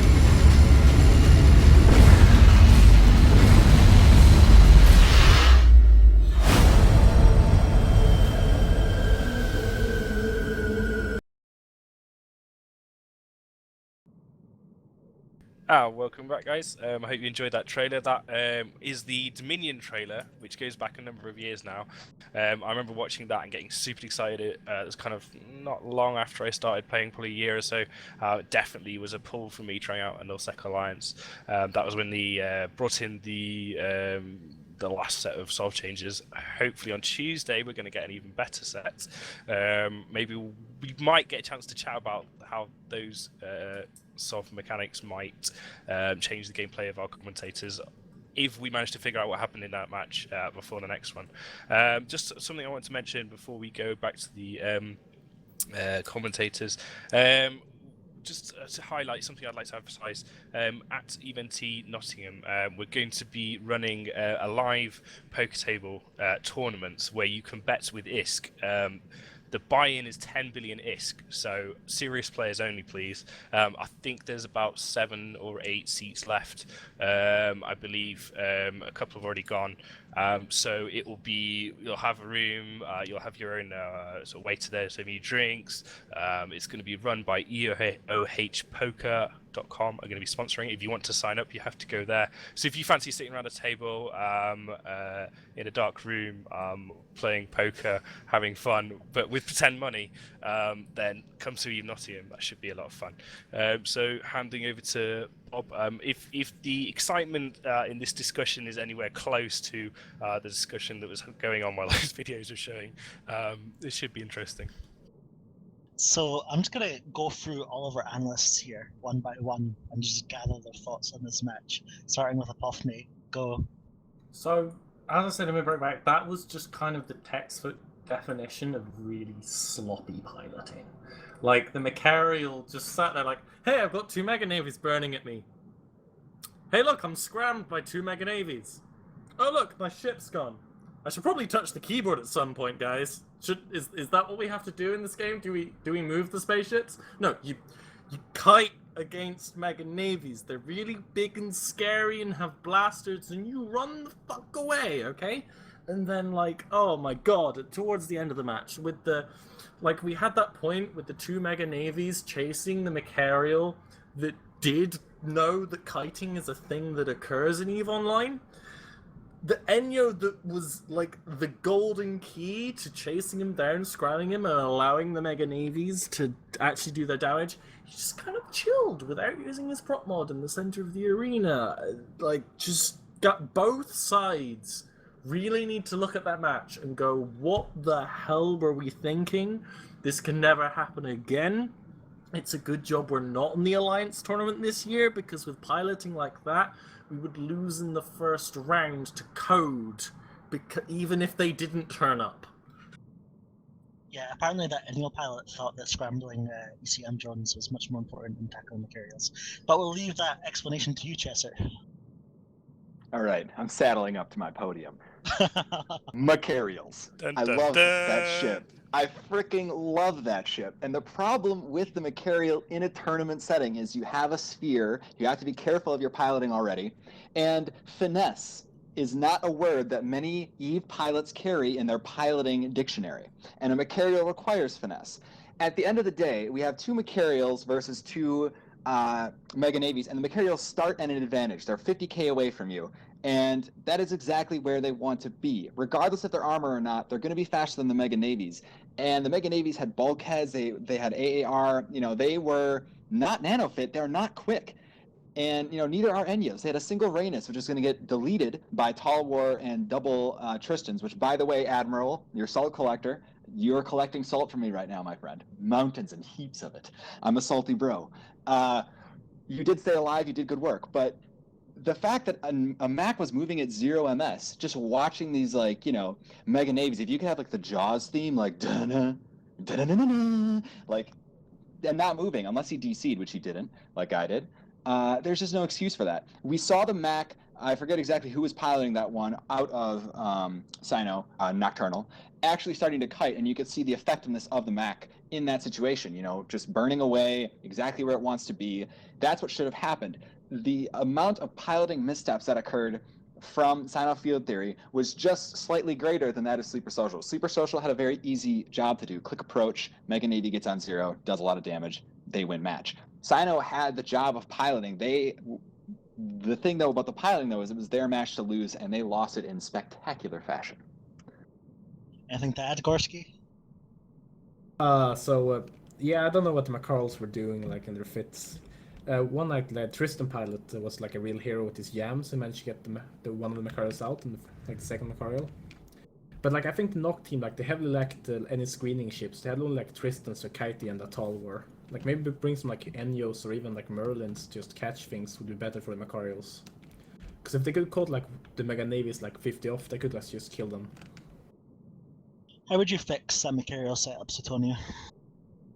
I think, just as Gorski says, just maybe some more aggressive support that can go in and just delay big brawling ships. And just generally, I'd just say, I think the setups weren't too bad. It's just that they needed to execute them properly. And you don't, even if you're in an armor Macarial, you still don't rule a Mega Navy issue. But they had a tracking computer, and the Macarial has a fall-off bonus, so they're still faster. They could still, you know, stay at 40 kilometers. This isn't TQ where you have to keep people disrupted or scrammed. Okie dokie. So, Sleeper Social Club are now without their Mega Navy issues, which Apophany was very enthusiastic about for the match, and turned out to be a match winner, I guess. And they also cannot use their Sleipnir setup and their Sweeples. Cyno only has her Navy Ravens band.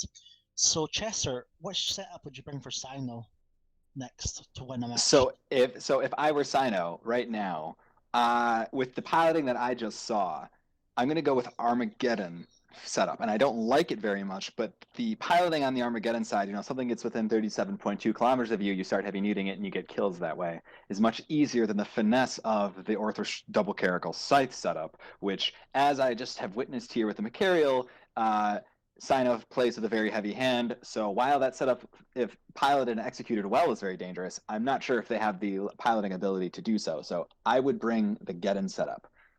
So you think like an idiot-proof setup, they can all anchor nicely in the augurer and all, you know, orbit 500s and apply damage and drones? I mean, that's not a bad idea. Even this is going to sound even crazier, but I also think that the double Macarial setup, again, may be a good idea because you're going to crush the sacrilege setup. Well, again, hypothetically, you should beat the sacrilege setup. The rattlesnake setup you should beat easily. And against the Balgorn setup, I still think that you can win because capless guns and, you know, you're going to be able to break a Balgorn. 2 Macarials can break a Balgorn underneath 1 Sickle Guardian. So I guess I'm just trying to find like a non-finesse piloting setup for them, which is the Geddon setup, which I like the least. But, you know, I think that's what I'd go with. Yeah, I definitely agree you should go with the Armageddons here. Like, if you look at what the SSC have left, like, all of those setups kind of counter the Orpheuses. You have Rattlesnakes and Yaktos that can apply damage from like far away, and you have like the Balgorns with long webs and Confessors that you can't break, really. And yeah, they're not going to bring the Sacrilege shit up again because it's shit. Do you think a Confessor can survive against 4 RLML ships, even in defense mode? Like, it depends. It could burn away a bit. If it's Tenement AB, you're right. If it's Tenement AB. Well, they don't have links though, but still, like... That's true. That's true. You have 2 Confessors to deal with, and like you only need 1 to tackle, and you're fucked. So segueing out of that, guys, we'll leave that match as it may, and we'll just wait and see what the teams bring for the next match. But for now, we're going to talk about the new tactical destroyers that just been released. So Aegis brought us the last tactical destroyer, which is the Hecate, and we obviously have the Jackdaw, Sweeple, and the Confessor that have been slowly being released over the course of the last 6 months or so. So, going to start with Gursky. How do you guys feel these have impacted like the EVE landscape? And do you feel they're balanced? Are they OP? Like, how are they? Well, that depends on like what places you fly with them. Like in nullsec, they're still strong, like really strong ships, but not as OP. But like in faction warfare space, they're like absolute cancer. You can't beat the Hecate in a small plex. They should really be banned from small plexes. I think they're better as brawling ships overall. like heavy brawling ship with low tank, just slaughter frigs. Apophany, you're in PL, and PL are known for kind of larger scale doctrines. Are you guys got any plans to use tech-free destroyers at all? So, back when we were fighting BNI, when BNI could field, 2 full fleets at us, we did use the Sveeples just after they first came out, before they got the nerf, just as like a haze E-War frigs thing, right? They could just fly around super fast, chase down Molluses and Griffins, and kill them really easily, and that was a really good use for them. But thus far, in large-scale warfare, we haven't had an amazing use of the T3 destroyers. I mean, like, the main thing is that cruiser doctrines are really big in null fleets, and the T3Ds are gonna take a lot of damage from like big blobs of cruisers with with the webs and the paints of the Lokis, the humans, the Rapers, and all that stuff, because they're not because they're small sig for sure, but they're not interceptor small. They're not as fast predominantly, apart from the Swipple maybe. So like they have their niche uses as anti-support, but we haven't really seen a big null doctrine. The Flycatcher may be the first one, kind of similar to the Harpy Hawk fleet that Goonswarm Federation currently uses. But again, the thing about the Harpies is they're designed to have a ridiculously small sig, like ridiculously small.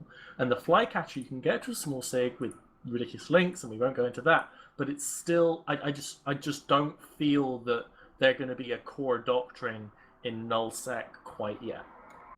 What do you think of them from a solo perspective, Satonia? I think they're really strong right now, and I think CCP should probably rename them to strategic attack cruisers. Fair enough. Here. For one, I love the new destroyers. It was something new for me to train for a start. But stuff like the Confessor, it was just really flexible, and I was really, really excited, when they came out from a small gang perspective. But really, they're kind of squishy and to really fly in the kind of micro gangs that Camel Empire usually roll in. And I do find myself sort of gravitating back towards my old favorites, like the Heretic and the Flycatcher, for example. Yeah, they're definitely ruling rather than doing kiting stuff. Like I think the Heretic and Flycatcher definitely outshine the Jackdaw when you're kiting with them. So got our first team landing on field here. Was it as you expected, Chesser? Yes, it was. We have delicious Armageddons. And the second team arriving there. what I think is interesting is it's going to be ultimate nude battle. Awesome. Battlegorns it is. Gonna pass it over to Bay to pass over the commentators for the next match. Yeah, we're just locking up teams now, and we'll be ready to switch shortly. Satonia and Apophany will be commentating the fourth match. So it's going to be Armageddon's versus the Balgorn / Confessor setups. So both two super newty setups, which will be interesting. I guess this is going to maybe come down to who's got the most cat boosters. Who knows? So, Apophany, if you want to pick this up, and Gorski, if you want to start the countdown local, let's get this on the show. On the road. Yeah, so this match has the potential to be really weird. Like, if we just look at how the battleships interact and we pretend everything else isn't there for a second.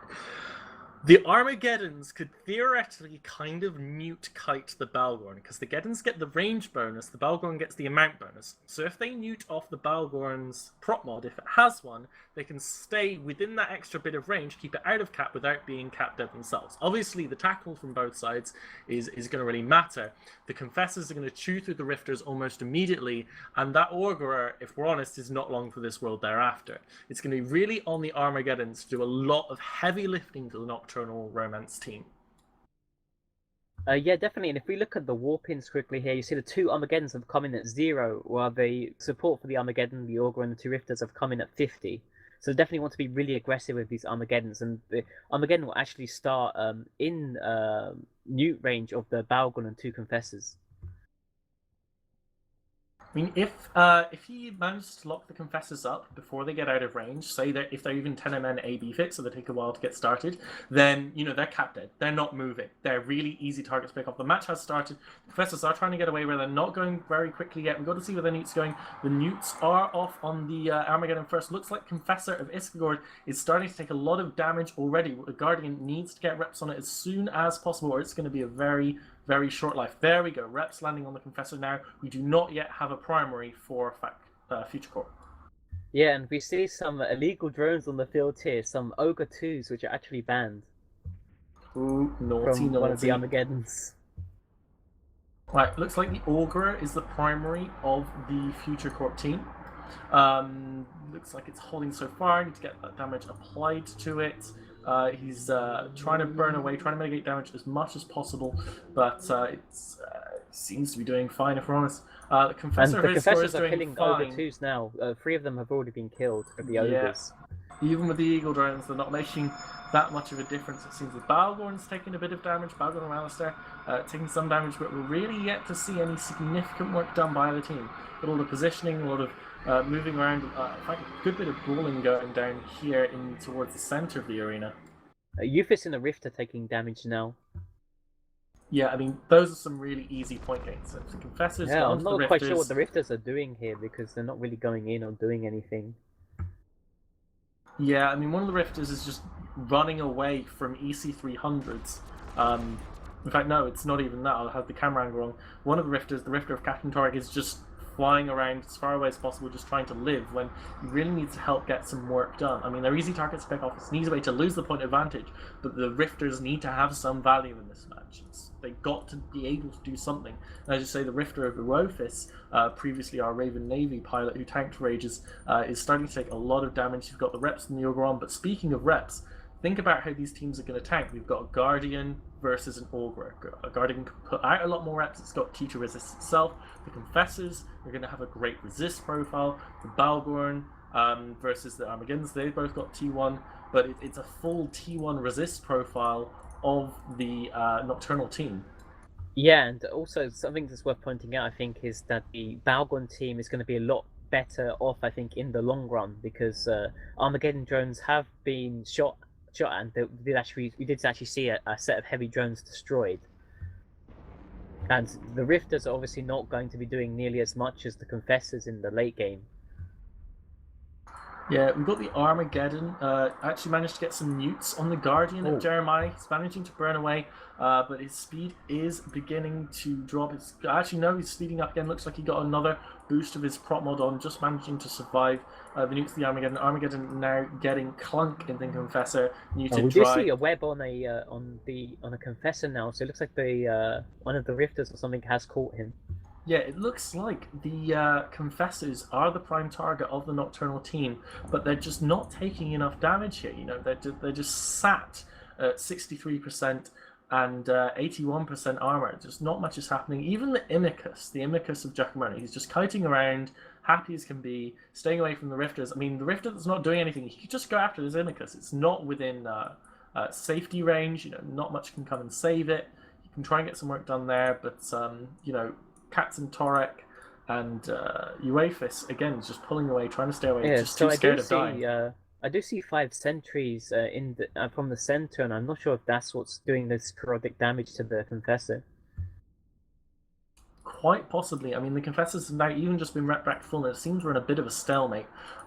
We've got the Admiral Dravosky and the Armageddon taking some damage. We've got a bit of damage on the Ogre. Imicus is finally taking a bit of damage. It looks like he's been chased down by one of the Rifters at last.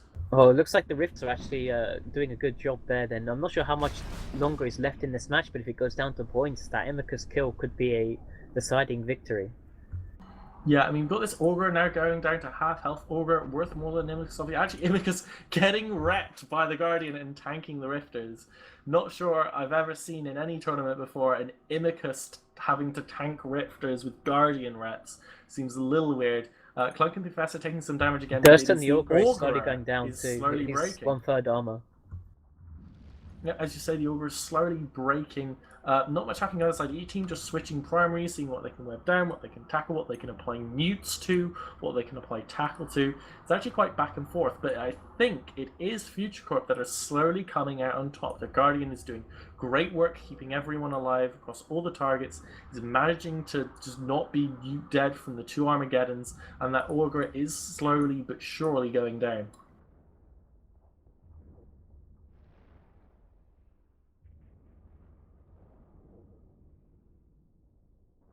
Okay, we may have lost Unitonia, but the Augur is now hitting structure.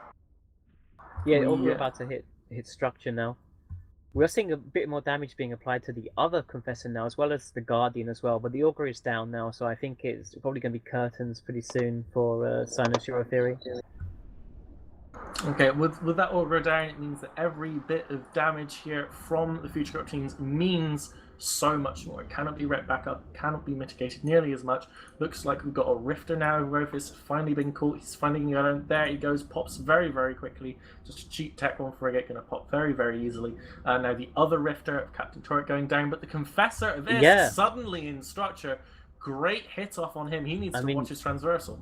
The Guardian did get caught. Maybe it got neutered by Armageddons, but it looks like he's catching reps now. But that was pretty close. The Confessor actually is probably 1/3 of the DPS from this setup. So if they lost Confessors, they could maybe get turned around on by 2 Armageddons. But it looks like the Guardian has managed to cap up, probably with the Rifters dead. One of the Rifters dead. They're not tackled anymore. Yeah, Rifter did manage to pull away. He's burning back in towards the Imicus, who's the wrong side of the field. Imicus burning in closer, trying to get towards the safety of the Guardian reps. But we do have this weird newt chain. So we've got the Armageddon, the Balgorn, and the Confessor of this kind of in a newt chain here, if you will. Actually now being joined by the other Armageddon. Looks like it's the Armageddon of Admiral neuting the Confessor down. Oh, another Rifter pops. Just 2 Armageddons left of the Nocturnal team. The Guardian, as long as it doesn't get neutered, should be able to rep the DPS of those 2 Armageddons fine. It's not going to apply very well, as long as the pilots are paying attention. It looks like Future Corp will be bringing this game to a close. So we're seeing Confessor taking damage again. We do see Wasp EC900s, which are the big jamming drones on the Guardian now. So if that does actually break the lock, but it looks like it hasn't, because he had just got cool Guardian reps right there. I guess that's the only way they can try to hope to win now, is just deploy ECM drones on the Guardian, hope to get lucky rolls and maybe kill the 2 Confessors. Yeah, it's going to take a lot of work. I don't want to think about how many points they have to churn through, because I mean, I think that even if you kill both the Confessors and the Imicus, I'm not sure where that puts... Actually, no, they'd be fine on points, I think, then, if they managed to get those down. But, yeah, it's so difficult. Like, it's so difficult to get from here when you've got 2 Armageddons. You've got tools, but they're not enough for the job. And we see the Armageddon of Magar going down into 1/3 armor. Now he's going to be going down soon. And congrats to Future Corp for bringing their lead back strongly, showing that they are not a team to be messed with. Yeah, I think this is the weakness of an Armageddon, is just not being able to apply DPS all that well with Tech 1 drones and it being destructible. I think Armageddons are definitely, I think they're a 1 of in a setup, not a 2 of in a setup. Yeah, I mean, it was the Nocturnal team that deployed the T2 drones, I believe. And given that they're the ones that lost, we're discussing the possibility of possibly having needed a restart, but given that the team that used not allowed modules of the drones and they still lost, I don't think we're going to do anything about that, given that the outcome wouldn't have changed if their drones were weaker. But we'll have to see what the official ruling is there from CCP Logiro and Bay and the guys who decided that. Armageddon and Mega are now going to structure. We've got one Armageddon left. It is the slow death toll of Nocturnal that we are currently watching. Yeah, and this is unfortunate. So one of the Armageddons did actually get Tech 2 drones destroyed. It'd be interesting to see if maybe if he has no drones, if he can reconnect to some other ones, because there are some friendly drones around him that he could possibly use, like the Curators, but he's probably tackled down here since he's going to be moving at 32 MS. Yeah, Admiral slowly being burnt down. I'm quite interested to see the Guardian fit. He has he has set his self-destruct now, and his Armageddon is named Chester's Salty Rage, and he's using the Kador skin. 20 seconds now on the timer. I think this is going to go to time by the looks of it. Yeah. But yeah, Future Core Map 1, and I'm quite interested to see the Logifits. Like, there's a lot of interesting things about fitting for the Alliance tournament, but I always find that Logifits are really niche and cute.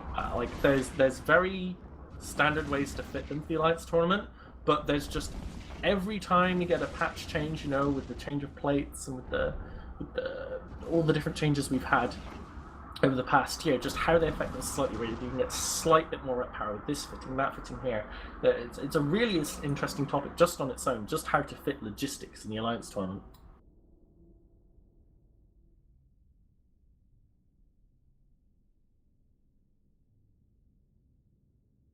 Suetonia, what is your preferred logistic ship, Guardian or Neros? I prefer the Aneris a lot to the Guardian. I think the Guardian only has 2 mid slots, and I think it's a lot harder to use the extra 2 high slots that the Guardian has. Normally in fleets in Tranquility, you see energy transfers there, and the energy transfer chain from one ship to another allows the Guardian to essentially perma-run 5 large reps on the ship, so it actually out-reps the Neros, which can only fit 4 large reps. But the Aneris has 4 mids, so I think it's a lot easier to do something like dual prop, or to have multiple injectors, or to do something like an XL ASB fit. I think the Aneris is a lot more flexible than the Guardian, but I think the Guardian can definitely work in the right As you setting. say, on Tranquility, we see the Aneris used predominantly in Nullsec. If it's an armor fleet in Null, 9 times out of 10, if not more, you see Aneris support. In Lowsec, however, it's Guardians we see. Famously, your Snuffbox, your Shadow Cartels, all rapid use of Guardians. And even in Wormholes as well, we see Guardians for the cap chain. You can move it around, give captain looting ships. So I do really like the kind of the dichotomy of choice between the two and where they're most useful. Yeah, I think it's definitely a mobility thing there, because in Lowsec, obviously, most people tend to be more static in a static place than in Nullsec, where the grid tends to be a little more contested, and fights tend to happen at places that aren't stations and gates. Enough of that. We have to go back to the studio to discuss the match. Yeah, before we do, I'll just butt in a little bit. Thank you very much for both teams taking part. I know the screen does say next match starting soon, but that is actually the end of the series. Super Social Club taking it there fairly convincingly, 3-1 victory. There was a little bit of issues there. We missed in the teleport the fact that the couple of Geddons had T2 heavy drones, but we allowed it play on anyway. As CCP Logibro nuked the drones. So that was the end of the series. Congratulations again, Sleep Scope Club. Thank you very much to Cynosural Field Theories for taking part. Before we go to have a little bit of post-match discussion and wrap the show up, I'm going to shout out another question, and you can win yourself some Quaif ship skins. So I've got a Dominic's Quaif ship skin, 3 Vexes, and 6 Quaif Tristan frigates skins to give away. The first correct answer will be the Domi, the Vexes, then the frigates. So, are you ready? In the in-game channel, #Eve_NT space collides. I'm going to ask the question now. Which sponsor is going to be backing the poker table at EVNT Nottingham? Which sponsor is backing the poker table at EVNT Nottingham? I gave you the answer earlier in the show, so if you're paying attention, you should be able to win yourself a shiny shipskin. Thank you to CCP, and also massive thanks to CCP for Logibro helping us out. Without his help, this would be 10 times more challenging running on CCP, so thank you very much, Logibro, for coming on to help us out this evening. Yeah, okay, so we're just going to wrap up a little bit, see what the commentators thought about the series, and then we'll knock it on the head. Just to say one thing before I go, we will be coming back in October. We're going to take a 2-month break for tournament and then our EVNT event. We are actually looking for speakers for that event. If you're a content provider in EVE Online, if you've got an idea for a brilliant presentation, Nash is looking for people to present short presentations. We've got a room set up. If you've got interesting things to say about EVE Online and you think other people want to hear them. So, Bob, did you predict that SSC would win this series? Yes, I think SSC were the most likely to win the whole series, honestly. Based on the weight of the setups that both sides had before the everything was released and bans, I think that SSC had a stronger pool of setups and were much better than Sleeper Social Club setups. Than Nocturnal Romance's setups. But what do you guys think? Do you guys think Sleeper Social Club are going to be good enough to beat Tuskers, for example? No, not even close. This is the clusters are on a completely different level. Okay. So, what does Sleeper Social Club need to do to improve to take on a team to the level of the Tuskers? I want to say, it's a combination of a few things. Their metagame understanding, I think, is not as strong as Tuskers, number one. Number two, their on-grid tactics. For example, this last match right here, we have essentially two Geddons on zero, an Augur 50k away from them with Rifters, and you don't run your Confessors right over to the Augur, blow it up. I mean, it was really sloppy play as well that the Guardian got neutered out because the Guardian was completely safe behind Balgorn, which has double webs and newts of its own. I mean, it's just plays like that just shouldn't even occur with a team that has much better on-grid tactics and situational awareness. And I think those are the things that really hold them back. Do you guys think it was a deserved win for Sleeper Social Club in this series? Yeah, I think Social Sleeper definitely overall played the match better than Nocturnal, and they had the better setups. But I think the point that Chester was trying to get to is that you can be better than someone and still have a lot of problems. As we've seen Social Sleeper Club in the Alliance tournament last year, they did okay. I think I can't remember the matches offhand, but I think they won a few and then got knocked out kind of early. But they did an okay performance. They were there, they played games, they did all right. And this is really, if you look at matches played by SSC and Nocturnal here, and you see the matches, for example, Tuskers versus Waffles, and especially what's the Tusker side in that, that is where you will see the differences between the calibers of team we're talking about. The difference between teams that will stop by the end of the first weekend of the Alliance tournament and will make it to the final weekend. It's teams that know which ships they must primary, which ships they can primary. They know what ships need to have tackle, where it needs to be placed. People that know how their setups need to be flown, who can make those decisions where, okay, we've got a setup that can brawl and can kite. What do we need to do against what we're seeing? Those who can make those decisions on the fly. Do you have any final comments, Gorski and Zatonia? I think it was a good set of matches. I thought the SSC were gonna win. They had better subs. But yeah, I was we surprised about wanted to see Orpheus boys, man. Yeah. Orpheus boys. They got to see Helltime Navy Megas. Surely that's a bit of a consolation, right? Yeah, it's a shame that they won though with them because they were only able to bring them to one match. Yeah, we wanted to see them in more matches. Got to see awesome Navy Ravens, guys. You guys think that Navy Ravens might be a feature of the upcoming Alliance tournament? Maybe. I've certainly been dunked by a couple in practice, but that's more of a reflection on how good we are as a team, I think, rather than how good the ship is. But yeah, certainly I was impressed by some Rafi heavy missile setup that Tor is a new one. So anyway, I think it's that time, guys. Good job to Sleeper Social Club again, beating Nocturnal Romance / Cyno 3-1. Great series. We're going to be back in October. If you want to be part of the October series, then just contact Bayarche and he'll sort you out. Yep. Thanks again. I just realised I've got a little bit of credit to give away. I've got one more questions worth of eBet credit to give away. So what I'm gonna do, and a ticket to EVNT Collides. I realised it wrapped up a little bit.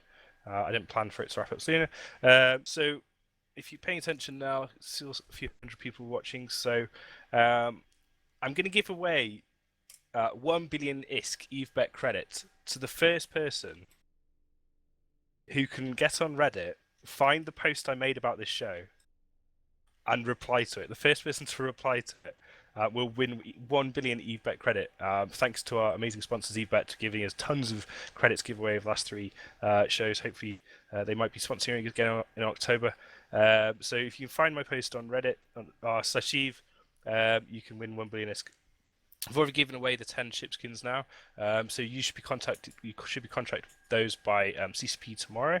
And lastly, the last thing I've got to give away is a ticket to EVNT. So don't bet for this if you live in New Zealand and can't get a flight over in Nottingham. I'm going to be giving this ticket away to the first person who can email me. That's Bay space ArtsJ and it's spelled BEI space ARTJAY. First person can email me the answer to this question, which is which media outlet, Eve media outlet, should we say, will be doing a live show at EVNT Nottingham. So we're going to be doing a live stream from our event, which should be quite interesting. Having different a couple of presenters on, and can be going through what's happening on the day, chatting to various guests we've got. So if you can email me which media outlet's going to be covering that, it's posted on their website.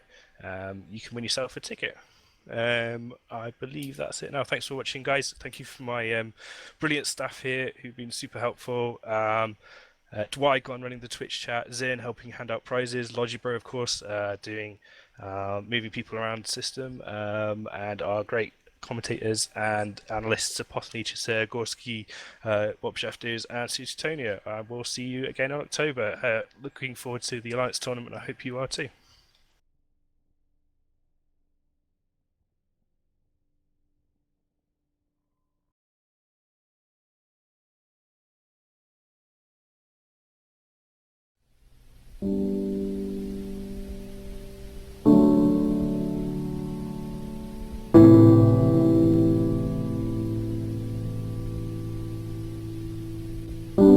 We were hunters and foragers. The frontier was everywhere. We were bounded only by the earth and the ocean and the sky. The open road still softly calls. Our little terraqueous globe is the madhouse of those 100,000 millions of worlds. We who cannot even put our own planetary home in order, riven with rivalries and hatreds, are we to venture out into space?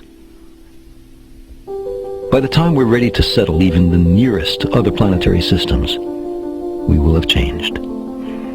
The simple passage of so many generations will have changed us.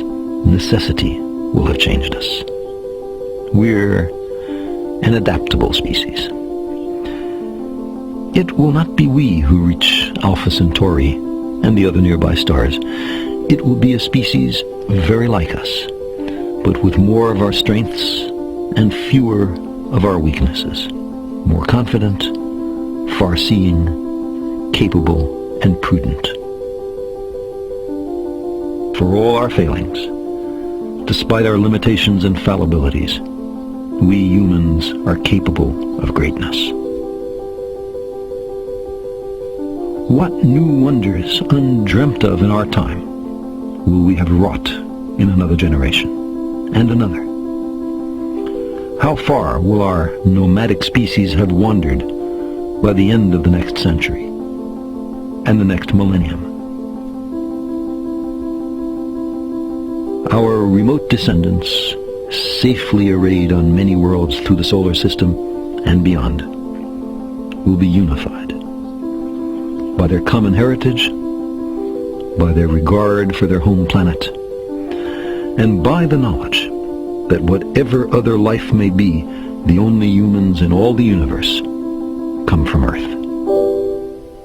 They will gaze up and strain to find the blue dot in their skies. They will marvel at how vulnerable the repository of all our potential once was, how perilous our infancy, how humble our beginnings, how many rivers we had to cross before we found our way.